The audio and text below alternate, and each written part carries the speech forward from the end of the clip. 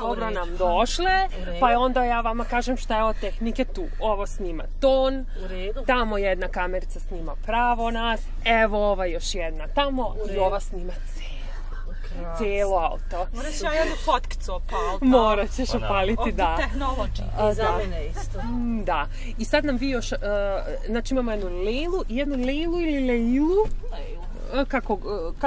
Kako ja izgovorim. Ja se malo mučim s jezikom, ali snalazim se. S kojim jezikom? Super pa pričaš, nemoj zezati. Ovim našim. Jugoslovenskim. Jugonostalgičnim. Super da. pričaš. Super je da imamo još, imali smo porodilište danas sa Besimom. Jao, super. Da, oko podneva i to je bilo super, to je bilo prvo porodilište. Kako radimo ovo mapiranje, prvo porodilište, da se neko osjetio, a sad imamo i prva političarka, a sad imamo Zavod ženskog zdravlja i ti si rekla da imaš neku priču vezanu za... Jeste, imam, tu sam prvi put došla na ginekološki pregled. Ajoj. Kao, ne znam koliko mi je bilo, bila sam ovako imala 15 godina, ja mislim. Što je možda za ove generacije sada kasno. Ali ja nisam ni išla iz seksualnih razloga, već sam pila neki antibiotik pa sam iza toga imala bijelo pranje. A inače mi je ta Skerlićeva bila, tako smo je zvali Skerlićeva jer se tada zvala Skerlićeva ulica, bila je od prije poznata jer sam s mamom dolazila tu kad je ona išla na svoje preglede, pa sam onda tu sjedila u čekaonici i dakako mi je nekako jedino prvo iskustvo neke ženske okoline nekog, gdje su samo žene, nekako su i ljekari i sestre bile uvijek žene i tako mi je nekako to bio kao neki ženski sigurni prostor. A ovdje preko puta je bilo zubar, tu sam mrzla dolaziti. I kad je mama govorila idemo u Skerlićevu, uvijek je bila nada, nadam se da idemo u Zavod za zaštitu materinstva. Super, da. Prvi ginekološki pregled, ja se toga tako sjećam, nikad ga neću zaboraviti. Moj ginekolog je inače školski drug moje mame. I oni su u jednoj fazi dok je moja mama studirala medicinu i onda je oni su zajedno u jednom momentu i studirali medicinu, tako da je moj pregled prvi bio, radila ga je i moja mama i moj doktor, ona je bila ubeđena da je to bolje za mene, da će meni biti kao prirodnije, a meni u stvari bilo još gore. Tako da, da, dobro je to pamtiti. Ja sam ovoga previše izvadila, tako da vidite. Dobro, evo i ja ću. Evo i za vas po jedna. Mislim, tako je, mi sad tu navi. Hvala. A vi fakat, ispalo je baš svima po jedna. U stvari, da. Planirano. Čisto da počnemo. Da, ajde. Osvežimo se. Koja je sljedeća, recite? Sljedeća je Sarač Ismailova. Idemo pravo, jel da? Ali zapravo mogu samo biti bjelave. I onda se sa Bjelava spuštamo opet ovamo na Mejtaš i onda se spuštamo s Mejtaša niz Đeđekovac i higijenski zavod, jel tako je tvoj, i onda željeznička stanica i istorijski muzej. O, super. Istorijski muzej pa Pofalić. Super. Ja baš volim što se vozimo. A kako ste se vi dve prirodno spojile nekako? Jest. Ali ona se meni javila da me pozove. A ja sam isto razmišljala koga bi zvali Somunku. Divno. Baš prirodno, baš volim tako. Pravo, aha. Baš volim kad se tako poklope stvari. Ovdje je živio momak jedan s kojim sam se zabavljala. Aha, da. Sam se kratko s njim zabavljala. A to je sve u ovom redu. Aha, sve. Pa super, ovdje je ovaj zavod za žensko zdravlje, pa ako se nešto desi, ideš odmah na previdak. Praktično. Baš praktično. Super. A šta sam još htjela pitati? A sada ćemo ovdje desno uzbrdo, ali dosta je velik nagib, samo da znaš, uzbrdo. Ja sam tebe htjela pitati, čitala sam one vaše kratke biografije, kako sam vas terala da mi šaljete. I vidim ja tamo da si ti... Da. Mučila vas, dosađivala vam i tako. Vidim da si ti živjela i učila i u nekim drugim zemljama i onda kako se desilo, obično ljudi odu pa se ne vrate. Ja sam živjela vani s roditeljima jer je otac radio vani. Onda sam ja sama izvani radila i studirala. I ja sam otišla u ratu misleći da ću se vratiti nakon 7 dana. a onda se nisam vratila 3 godine, tako da sam dobila ponudu za posao u Sarajevu i meni je to bio, mislim, sasvim je bilo svejedno kakav je posao, meni je to bila karta za povratak. Da se vratiš. Dobar izgovor da se vratim, jer nikako nisam mogla da nađem neki drugi izgovor. Sam opet završila studij, našla neki dobar posao vani, tako da sam se vratila i ovo mi je sad 20 godina najduži period da sam ikad u životu živjela u Sarajevu. Jesi se ti selila lijevo? Nisam nikad. Mislim, jedno vrijeme kad je tek počeo rat, pa smo bili od starog rodbine, to je neki 100 km dalje od Sarajeva. I tu smo živjeli neki 1.5 godinu recimo i poslije toga sam se vratila i nekako do prije pola godine stvarno nikad nisam razmišljala da treba otići odavde, ali eto, zadnjih pola godine počelo sam o tome da razmišljam. Da. Ali stvarno nisam nikad, uopšte nemam pojma kad neko ko ima to iskustvo pa može uporediti, ja ne mogu ništa, za mene je, razumiješ, život ovdje, ja hodam puno, ali nikad se ne zadržavam nigdje. Odim da se vratim. Baš. Da, to je isto kao kad razmišljamo o tome koje su generacije kao zajebanije. Da li naše koje su se rodile u nekim tužnim vremenima i dan danas žive sve tako nešto u nekoj neizvjesnosti, ili generacije naših roditelja koji su znali kako je nekad dobro bilo pa se onda promijenilo, sve se pokvarilo. I onda nikad nisam sigurna kome je teže, kao, znaš. A Sarajevo, kakvo je Sarajevo, kako se menja? Jel se menja nabolje ili nagore? Pa, ja ne znam da li možemo baš tako da pričam, mislim, definitivno da se mijenja. Sad možda, kao i svi, i mi malo teško te promjene, prihvatamo. Sad, vjerovatno će postojati neke generacije koje će biti nostalgične i za ovim vremenima, iako nama možda nisu najsjajnije, ne znam. Jeste vi za nečim nostalgične? Pa, svi smo stalno nostalgični, ja sam baš teška nostalgija, stalno živim u nekoj prošlosti, nečega se sjećam, zapisujem, pregledam neka stara pisma, fotografije i tako. Ali normalno da se mijenja, mene ide na nerve kad se neko vrati koji je otišao za vrijeme vrata pa kaže jao, Sarajevo se promijenilo, ne prepoznajem ga, pa normalno da se promijenilo, svaki grad se mijenja, bio ne bio rat. Znači ovo su Bjelave i Bjelave su inače bile poznate po tome da su uglavnom na Bjelavama stanovale jevrejske porodice. Dakle, maltene i s lijeve i s desne strane, cijela ulica se zove Bjelave. A ovo lijevo je dom Ljubice Ivezić, to je dom za nezbrinutu djecu. Znači, iz cijele ove Bjelave su bile kuće ove koje su lijevo i desno, to je 90% su bile jevrejske kuće. I cijeli ovaj kraj sada lijevo, dakle ne znam kako to ide zapadno od ove ulice, su bile ulice koje su uglavnom bile jevrejske i taj dio je poznat kao Bjelave, znači odavde pa sad nekoliko ulica ulijevo su bile jevrejske ulice.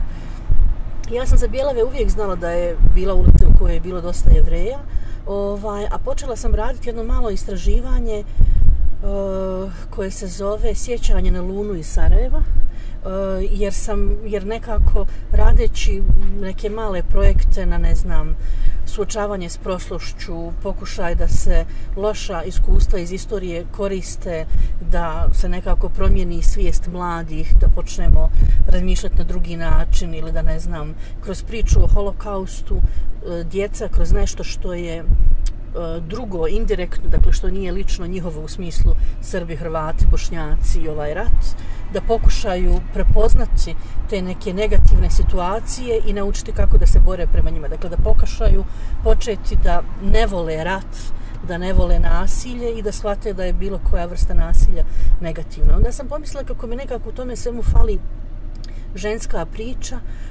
Uvijek je bila priča o tome kako je svaka osoba koja je ubijena, kako je imala svoju ličnu priču, da to nije samo broj, da nije samo 6 miliona broj, nego treba zamisliti, mislim, da je svako od tih brojeva svako imao neku svoju priču. I onda sam odlučila da napravim neko malo istraživanje vezano za žene iz Sarajeva kojih više nema. I onda sam odlučila da vidim, ne znam, i onda sam shvatila da ima jako puno tih luna koje su umrle ili kao curice od 3 godine ili kao stare none od 70 i nešto ili majke ili sestre uglavnom su živjele u ovom ovdje području. Tako da sam došla na ideju da kad završim to cijelo istraživanje, da uradim jednu mapu svih ulica, kuća gdje su Lune živjele i da predložim da to bude kao neka mala turistička šetnja i sjećanje na Lunu iz Sarajeva, gdje se onda upoznaje malo taj kraj. Kada bi otišli tamo sada dalje, ne moramo, ima jedno mjesto koje se zove Cal di Bilava, to je kao tempel ili sinagoga. Bilava je na ladino, dakle Judeo Espanjol koji su većina Jevreja koji su ovdje živjeli i danas žive koristili. Bilava je naziv za bjelave na ladinu. A Cal di Bilava je zapravo tempel sinagoga koja se tada koristila. Ona je kasnije postala vlasništvo opštine, pa ne znam, nešto Sarajevske pivare, tako da je neka borba da se dobije nazad i nadanje da će ona biti kao neki informaciono-dokumentacioni centar sa naglaskom na suočavanje sa prošlošću radi neke bolje budućnosti. Eto. To je divna inicijativa. Da, i malo je blizu je ovog što mi radimo sad sa mapiranjem, da, to je super. Super, mapiranje ličnih priča u stvari. Onda idemo dalje, a? Koja vam sljedeća? Sljedeća je znači higijenski zavod, znači spuštamo se samo dole. Samo dole, na ovu glavnu ulicu i proćemo tu. Kad ja pojdu na Bembašu, na Bembašu, na vodu, ja povedo. Tebe moram da pitam, nisam sasvim redovno pratila, ali pratila sam onu tvoju inicijativu što si kupila potpise i to. To mi moraš prepričati. Pa da, mislim, to je duga priča zapravo. Pa odlučila sam da se kandidujem za izbore. Mislim, to je bilo onako neka, kako bi rekla, polu iznenadna odluka. Mislim, ja sam o tome nekako dugo već razmišljala, ali uvijek sam imala otpor prema institucijama, prema tom načinu da se djeluje, da se nešto mijenja. Međutim, u zadnje vrijeme mi je postalo jasno da teško iz ove pozicije u kojoj se nalazi mogu šta promijeniti, osim da budem kao dio neke mase. I tako sam ja pričajući s prijateljima, on su rekao, pa zašto si ti ne bi I onda sam rekla, hoću. I to je bukvalno bio četvrtak, kao petak je zadnji dan da se prikupe ti odnosno da se uzmu ti papiri, onda imam još ovako bukvalno 2 dana da ja to sve završim. Mislim, to je baš bilo sve, bilo frka trka. Međutim, na kraju nisam uspjela sve na vrijeme da prikupim. Čekaj, si pokupila potpise?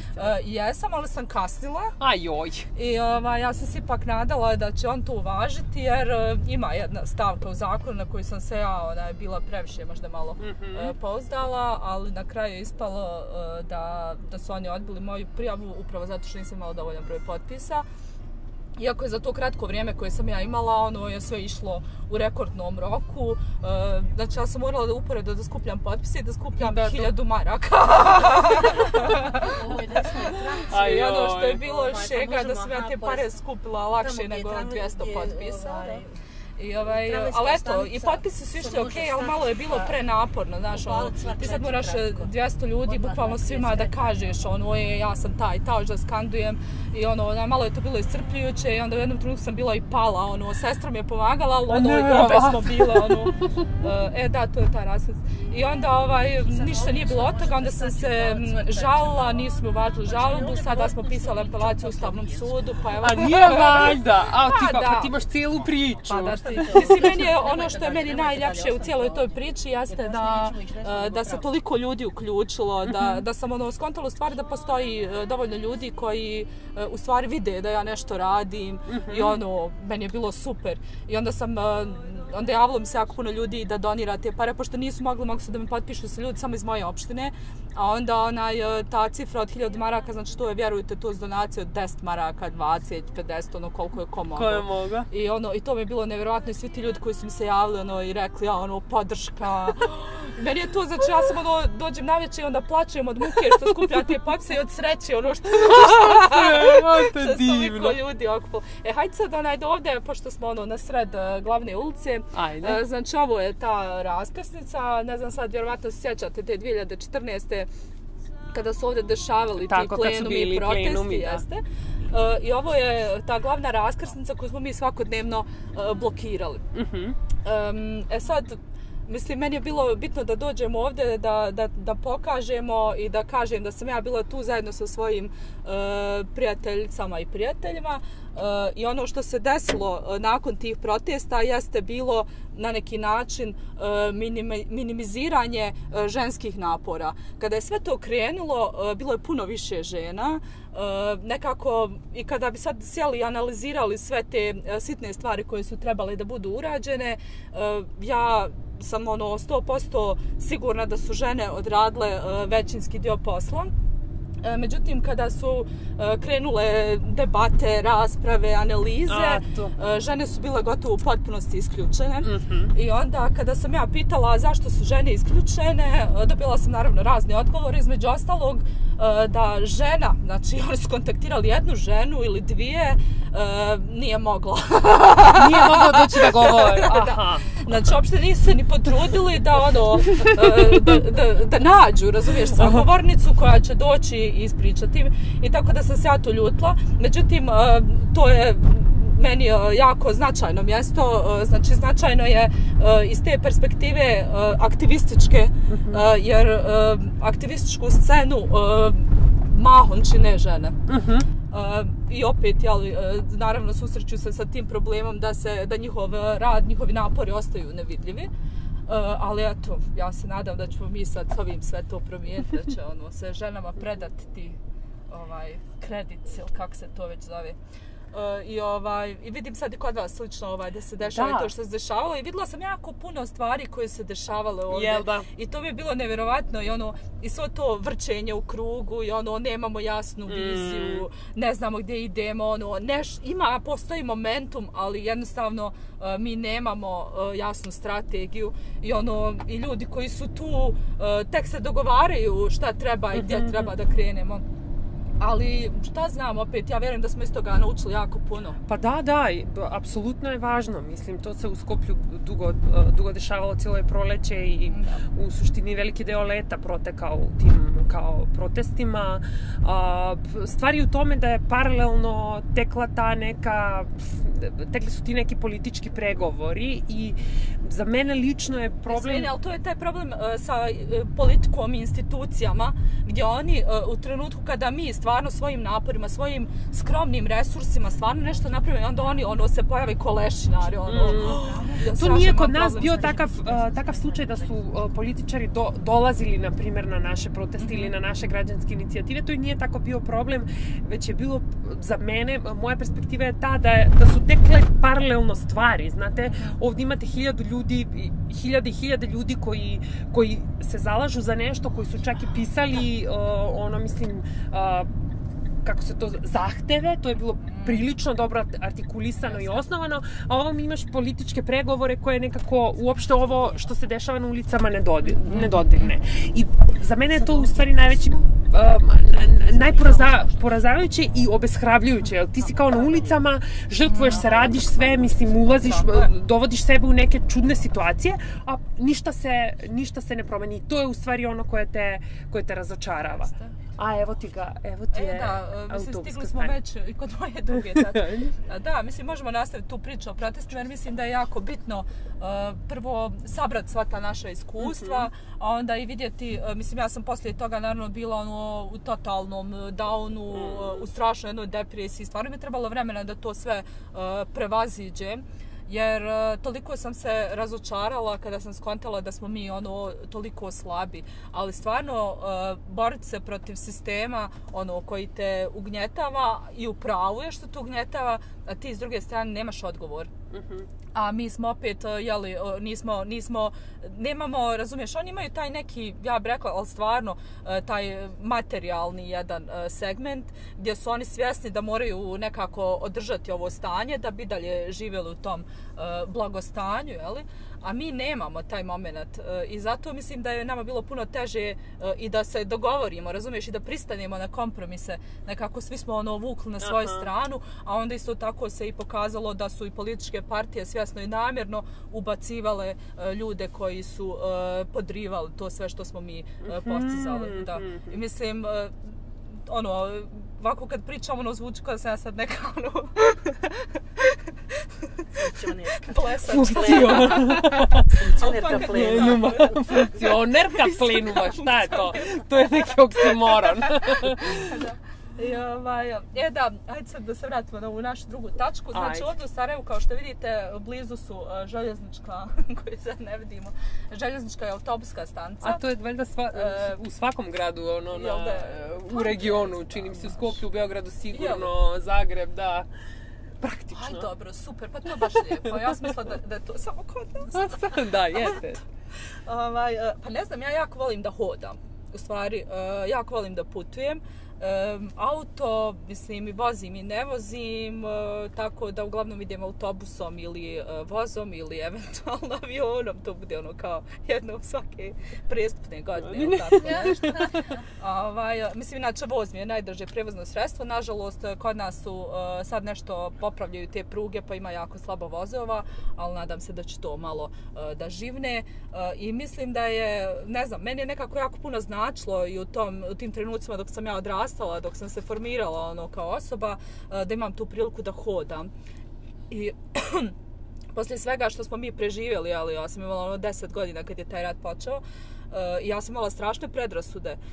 Naravno, gledala sam domaće televizije i dopustila sam svim tim informacijama da zaista utiču na moj mozak, a onda me to moje hodanje, upoznavanje ljudi, širenje vidika, slušanje njihovih priča i da ne kažem njihovih istina, i upoređivanje s mojim, u stvari je mene na neki način motivisalo da preispitam sve te svoje predrasude i danas mi je drago da imam prijatelje u čitavoj regiji, ali mislim da sam počela na vrijeme i imala sam tu sreću da počnem hodat bukvalno od kraj 90-ih.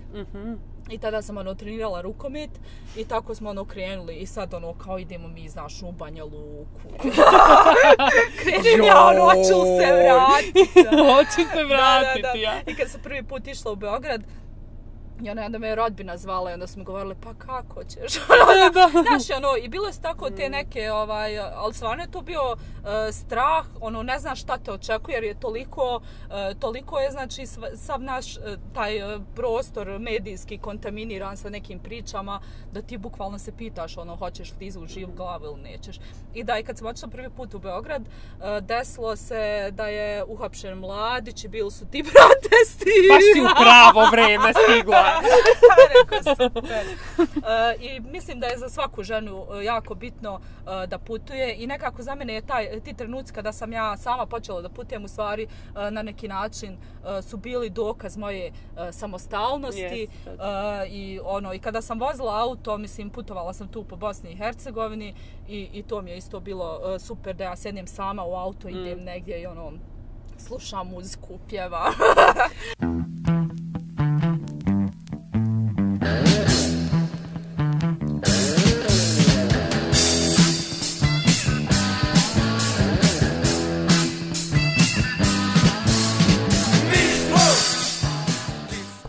Idem na neka druženja, na neke festivale, ne znam, i baš nekako imam osjećaj da svim tim festivalima, ja se pokazujem stalno. Ima tako nas par koje smo tu, kao uvijek. Dežurni učesnici. Pa da. Da, dobro, pa i ja sam na nekim festivalima. Izuzetno drago, izuzetno mi je čast i ja se osjećam kao ja sam tu već 5 godina. Tako je, da. Moraš da dođeš i u Skopje. Da, ostao ti naš festival još. Da te proglasimo za dežurnu. Ali znate šta, ja nisam nikad bila u Makedoniji. Pa eto.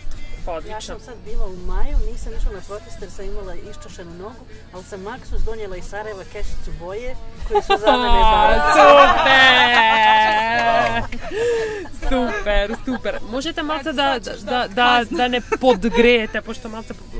Ja, može malo još hladnije ili... Još malo toplije. Malo toplije, da. Sad može. Ne morate iskoristiti, možete samo smanjiti. Priznanje dobit će žena kaznu. Ne, super je, odlično. Moja ideja je bila, pošto revolucionarna stvar o meni je da imam dlakave noge. Jao, ženo! Da! prije par godina sam, ali to je bilo bukvalno slučajno, ja sam znači uvijek imala taj guilty trip kada odim na depilaciju. Meni je bilo grozno to što ja radim, jer sam znala da ne radim zbog sebe, nego zbog toga što me ljudi gledaju i ono šta će oni reći. I jedne godine sam bila do grla u nekim poslovima, a navečer je trebalo da krenem na more. I tu je sad na Pofalčima negdje, ja sad ne znam tačno gdje, ali otprilike znam koja je zgrada, bio je jedan salon za depilaciju, ja sam čak bila i najavila, međutim nisam stigla. I tako sam ja otišla od lagavih nogu na more i onda sam rekla, da, boli me briga, ja ću takva na plažu. I bilo mi je super, znaš, i kao bilo je i buljenja, ali većina ljudi, znaš, kao dobro, ja idem. Pa naravno, kakve veze. Mislim, to je kao, na primjer u Nemačkoj ne bi bilo buljenja, znaš o tome? U Austriji isto. Ali znaš šta, meni su tako par stranđosa, oni misle da smo mi napredni zbog mojih dlakavih nogu, kao ja kod vas žene kao se ne briju. I to je Pa ne. Ne, ovo je vrlo revolucionarna stvar o meni je da ja imam dlakave noge. Imam i ja. Najčešće. Ima nas još peši. Ima nas peši, da, super. I tam je generalno priča o tom idealu ženske ljepote. Mislim, ali stvarno ja sam osjećala se tako grozno kad ja to uradim, jer sam znala da ne radim zbog sebe. I stvarno mi je trebalo puno vremena da ja se pomirim s tim, okej. Ali dobro, uradila si baš onako hrabro si na more. Pa da, ali to kažem ti da je ispalo slučajno, ali da sam rekla kad sam mogla na more, mogu sad. Pa da, naravno. Mogu i na zimovanje. Još pravo kroz Marka Marovića. Hoćemo pravo. Sad ću ja malo da vratim priču, jer divno je ono kako smo se okupile oko cijele ove vožnje u Sarajevu i kako sam ja dobijala neke informacije o vama i kako ste mi sami slali i kako sam shvatila da u stvari je ovo neverovatno, nikad nismo imali toliko aktivistkinja, pa čak i političarki, baš onako jedna grupa aktivnih žene koje se zalažu aktivno za bolje stanje ljudi, ne znam kako da kažem sad to finije, pismenije ovako da zvuči. Pitala sam i Mariju iz Fondacija Cure, a pitaću i vas dve jer ste obe aktivne na toj nekoj aktivističkoj sceni. Kakvo je stanje na sceni? Jel postoji saradnja? Jer nekad se desi, ne znam, u različitim periodima. Sad je, na primjer, u Skoplju to baš onako pravi challenge da kao da iznova trebamo naučiti, sarađivati, praviti neke kompromise, da bi došli do tih nekih rezultata koji su u stvari naši zajednički. Pa vas pitam kakvo je stanje na aktivističkoj sceni? Ja ne znam, meni je nekako, ja sam počela da se bavim nevladinim sektorom s idejom da tu mora biti visok stepen koordinacije, saradnje, da ne smijemo dozvoliti da dupliramo posao, da ostaju neke praznine, neki gapovi u radu i tako. Onda lijevo jeste. Onda mi je isto smetalo, činilo mi se da je nekako ženski pokret sav razuđen, da nismo usmjerene, ne idemo u istom pravcu, da tu gubimo snagu, da tu nema solidarnosti, jedna drugoj govorimo iza leđa tamo. Ajde sad, lijevo. A onda sam naučila i shvatila da u suštini i u tom nedostatku jedinstvenog glasa postoji neka vrijednost. U tome što će se u nekoj ženskoj nevladinoj organizaciji 2, 3 jake žene posvađati, pa će iz toga nastati 3 organizacije. Je super. Mislim, je fantastično, jer su to sada, mislim, neke super stvari koje se dešavaju. Mogu sekundu rekati. Mislim, ja sad ne sjećam tačno gdje je to bilo, ali bilo je negdje ovdje u ovom krugu. Znači, tu sam zadnji put izradila za depilaciju. Eto, to je to. A koliko ti je trebalo od kuće do... Ajde, prvo nek Lila završi. A ne, koliko ti je trebalo sad kad smo već tu, da dođeš od kuće do tog salona? Ma ne znam, 10 minuta. 10 minuta, dobro. Od prilike.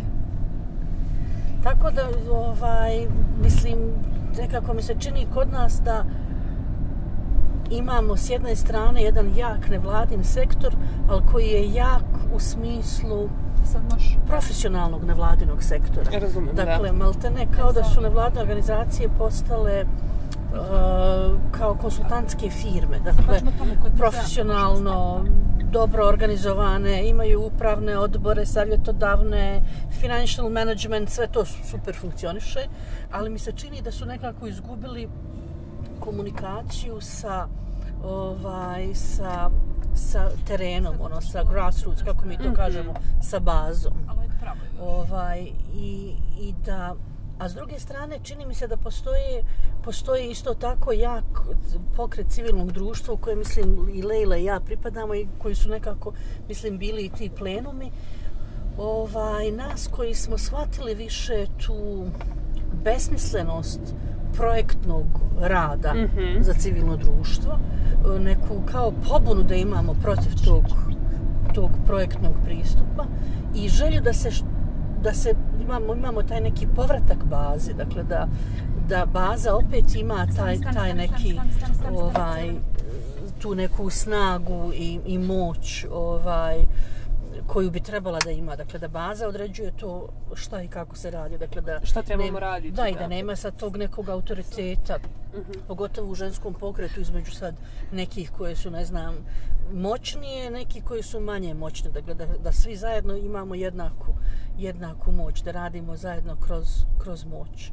Tako da ja isto sam negdje 5-6 godina van tog nekog mainstream NVO pokreta, ne idem na te sastanke gdje se zajedno sastaju nevladine organizacije, ne pripadam ni jednoj više nevladinoj organizaciji da bi me neko pozivao u toj nekoj funkciji, tako da ja malo više to gledam sada sa strane i nisam možda dovoljno dio svega toga da bi mogla sad govoriti, ne znam, šta je, kakvo je stanje i u kojem je smislu, ali mi se čini nekako da taj ženski aktivizam da je snažan, da je i dalje podijeljen iz nekih, ne znam, politička ideologija, da ne znam, različiti doživljaji šta bi, kako se trebalo raditi, različiti interesi, da i dalje imamo dosta onih koji su zainteresovani, koji su u tom pokretu više zbog sebe nego nekog opšteg dobra, nekog potrebe da se promijeni, da, ne znam, jednog dana ne bude nasilja, da imamo jednake mogućnosti, da prestane mizoginija, šta ja znam. Tako da, ali mislim da eto nekako idemo naprijed. Mislim da možda su to neke paralelne tračnice, možda se ne dodirujemo baš stalno, ali to ide naprijed. Eto, to je onako generalno. Htjela sam samo još kratko reći da mi jedino što mene, na primjer, nedostaje je u tom paralelnom, dakle ima taj neki pokret za ženska prava, pa pokret za osobe s invaliditetom, pa LGBT pokret, pa pokret za prava djece. Čini mi se da ono što nedostaje, to je neka intersekcionalnost između tih pokreta. I to je, na primjer, nešto što se u ženskom pokretu tek nedavno počelo dešavati. Na primjer, nakon 20 godina je ženski pokret rekao gdje su nam žene s invaliditetom. Mislim, a nevjerovatno je da je trebalo 20 godina da se to desi, ili da pokret osoba s invaliditetom kaže aha, treba i razmišljati o ženama s invaliditetom i dati im neki prostor. Eto, to je neko moje. To je super. Idemo, u stvari, ostao nam je još istorijski muzej. Jeste. Kako je Besima rekla, Muzej revolucije. Nekadašnji naziv. Jeste, a sada se zove Historijski muzej, a ja ga zovem stalno Istorijski. I tu je ta mala isto borba jezička kod nas. Da. A vama hvala puno, mislim, ja se osjećam privilegovanom što nam dozvoljavate da govorimo na našem jeziku u intervju. Možete govoriti Izvinjavam se što ne znamo makedonski. Ne, to jeste cilj u stvari. Sad smo baš razmišljamo o tome da uradimo isto ovo u Prištini. I kao govor. Pravo još. Pravo. I mislimo o tome na kome jeziku da radimo. I shvatamo da u stvari trebamo naći neko ko će biti ovako kao domaćin, ali će govoriti albanski, da bi bilo stvarno, da bi bilo jednostavnije, najneposrednije. Ja sam njega izabrala bila kao svoju treću tačku zato što se tu dešavao prvi pitchwise prije, mislim, 11 godina. To je festival ženske umjetnosti i tad su ga organizovali Daniela i Andreja Duganđić, one su bile osnivačice, ja zajedno sa Jadrankom Miličević i tom grupom okupljenom oko cura. I meni je to bilo prvi put, dakle, nakon svih tih nekih susreta ženskih nevladnih organizacija, borbe za ravnopravnost i tako dalje, prvi put da sam stvarno osjećala tu neku solidarnost, neku žensku povezanost. Tako da sam ja zato to izabrala. Ne znam ko nam je bio došao tada isto iz Beograda, Lepa Mlađenović, jako puno aktivistkinja iz cijele Jugoslavije, i baš je bio nekako je bio prostor gdje se čovjek, ja sam na primjer počela da govorim o nekim stvarima kojima bi vjerojatno trebala govoriti samo psihologu, a ne javno. Tako da je baš bio neki dobar, mislim, meni je bitan u toj nekoj ženskoj mapi i ti prostori gdje mi kao žene možemo reći ovo je neki moj, ne znam, siguran prostor. Dakle, ovo je neki prostor gdje se osjećam dobro, gdje mogu govoriti bez straha da će me neko ružno pogledati, udariti, maltretirati, zbog toga.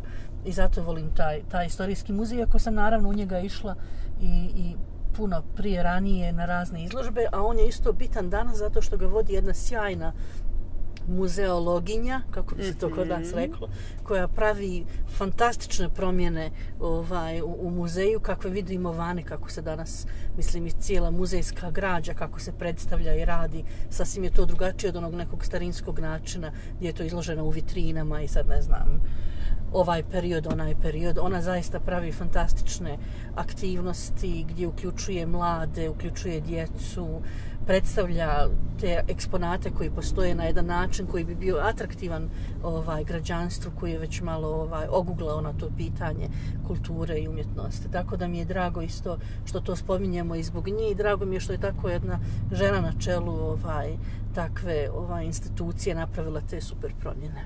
I Besima je pomenula nju i govorila je o njoj i meni se čini kao da je i ona bila gošća. Da. Tako da pozdravite od nas. Damasa lebdeća kocka. Da, Besima je rekla da se lebdeća kocka.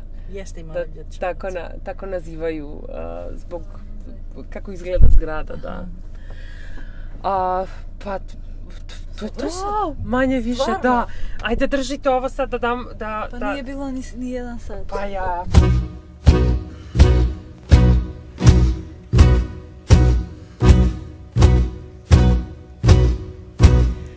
Evo ovu rume družu ispod moga perivoja,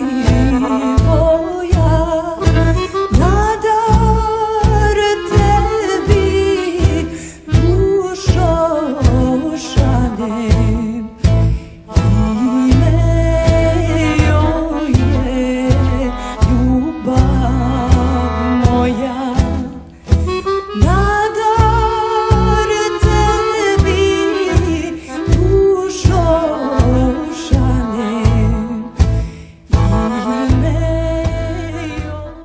Kako to ide?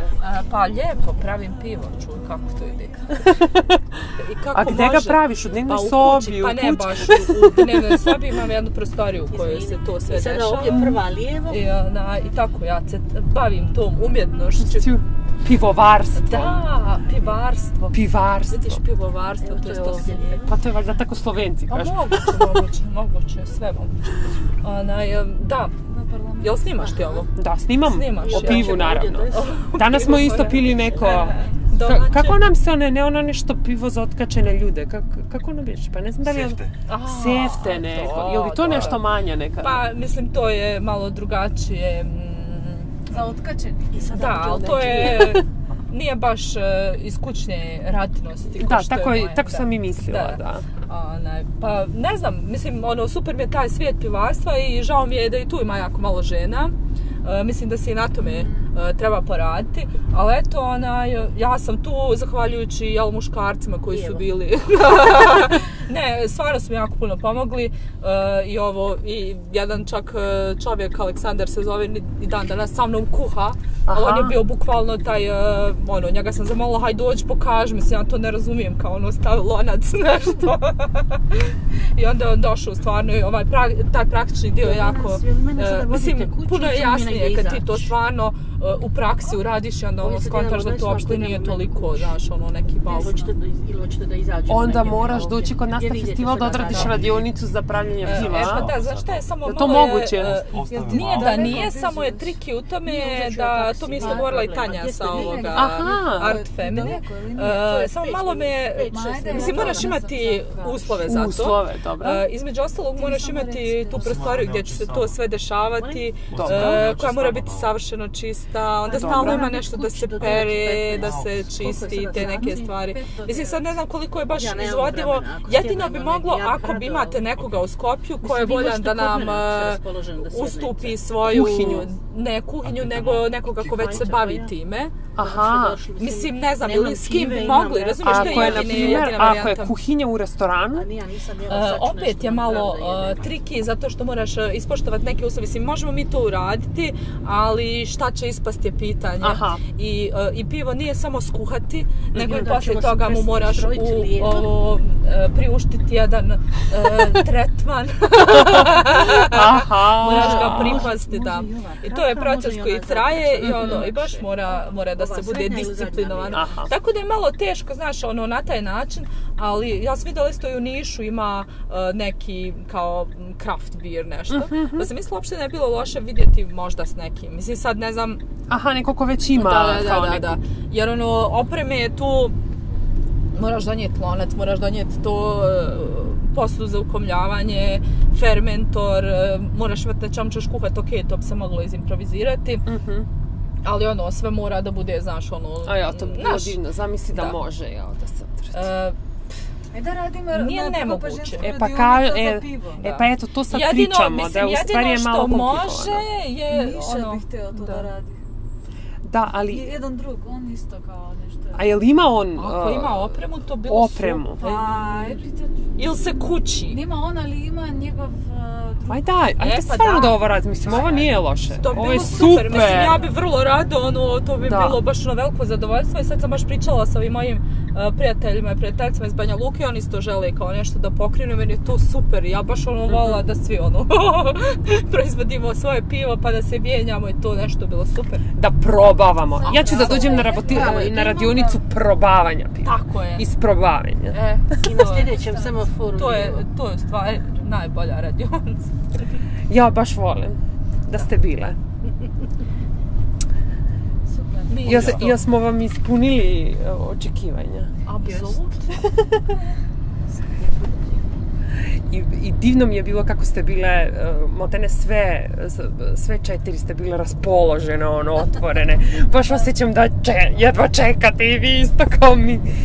Baš super. I jeste stvarno bilo posebno ovo mapiranje.